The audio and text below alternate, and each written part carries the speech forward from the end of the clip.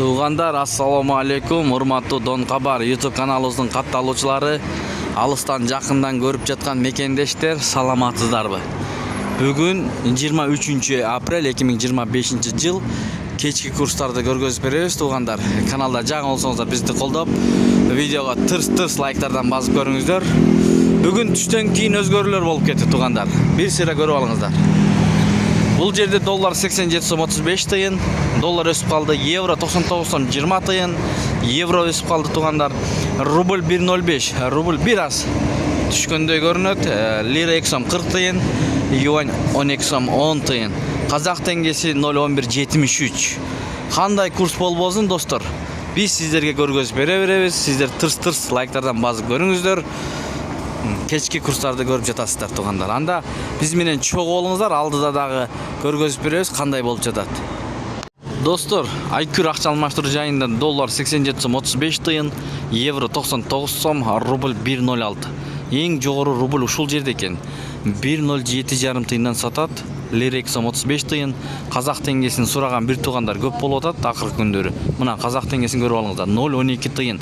Казак теңгеси боюнча айта кетейин, кирип обменкаларга келип калсаңыздар, канчадан аласың деп сураңыздар. 0.12ден бир аз көтөрүп берет. 23 сом экен дирхам.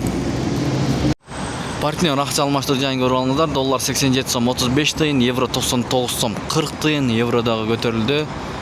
Рубль 1.06 ушул жерде. Мурас профи акча алмаштыруу жайында доллар 87 сом 35 тыйын, евро 99 сом 30 тыйын, рубль 1.058.